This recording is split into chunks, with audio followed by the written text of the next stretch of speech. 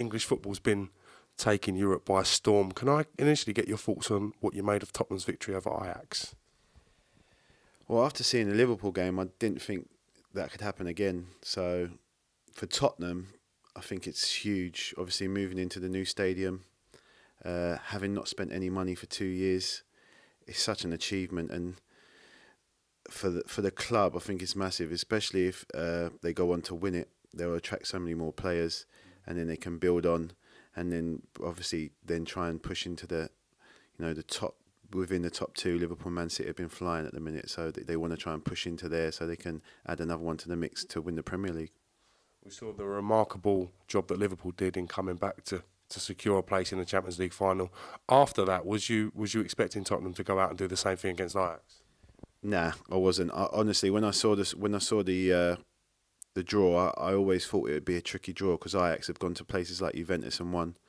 They've been to Real Madrid and won, so they're not a pushover, and they've got a lot of quality. But for Tottenham to come back and show the character they did after being 2-0 down, it just shows you. There's always, I think when Chelsea won it, there was always something in the air. It was their year, and it just seems that it's looking like it's going to be Tottenham's year. Obviously, they drew the first couple of games, didn't they, or lost a couple of games, and then in the group stages, and were lucky to get through the group. So it just seems like their name could be on the cup. Tottenham Liverpool, probably the biggest final that could have been made out of the teams that were left for us English fans. What chances do you give Tottenham of being successful against Liverpool? 50-50. One game, both quality sides, both got teams that have got players that can unlock the door, high quality. Harry Kane might be back, which will be a boost. There's so many quality players on show. Obviously, Liverpool's front three, Tottenham's front three. You might give Liverpool the edge in regards to, Van Dijk's had a great season, a lot of quality at the back. They're keeping clean sheets, but like I say, it's a hard one to call. It'll be hopefully it'll be a great game and a good advertisement for the Premier League again. Saw the heroics of Lukas Moura for Tottenham in the semi-final against Ajax. With that said, we've seen Harry Kane potentially fit for the final.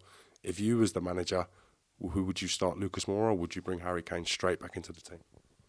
Harry Kane looked like he was fit, though, the way he ran on the pitch after the game, didn't he? I think if Harry Kane's fit, you start Harry Kane. What Moura's done is exceptional. He's more or less a squad player, comes in and out, and when called upon, he's done the goods, and that shows you the strength and depth that Tottenham have got, even though they haven't bought players. So, but for me, if Harry Kane's fit, he starts. Would you be disappointed if you was Lukas Moura, having played the game of your life in the semi-final, to then potentially not getting a starting place in the starting 11 for the final? Oh, 100%. But as a footballer, there's always ups and downs. You 1 week you can be the hero, the next week you can be the villain, or 1 week you could be playing, the next week you might pick up an injury. Or the most probably frustrating thing for him will be if he doesn't play, is because the form he's showing. And normally, as a player, if you're playing well, you expect to keep the shirt. But Harry Kane's Harry Kane. He's their club captain. He scores goals. So I think if he's fit, he will play. And whether or not he can play both of them together, we'll have to just wait and see. Have you got a score prediction for the Champions League final? How do you see the game ending? I think it will be quite tight. I think a single goal will get it. I think we've had so much excitement in the semi-finals. I think you never know. It could be a 3-4, 4-2, but I just think that it'll be a tight game. Both teams won't want to lose, rather than try and going out and winning it. So I think it'll be a tight game. Maybe the odd goal will win it. Tottenham have got to the Champions League final as it stands. If they do happen to win the Champions League, the potential for big names and big signings coming into the club could be massive. With that said, who would you like to see Tottenham make an offer for in the summer?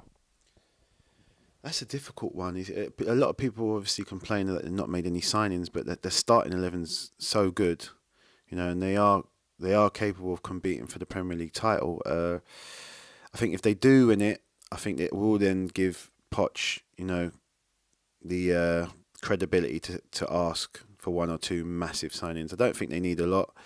It's difficult if you can't really buy a world-class striker because Harry Kane plays there.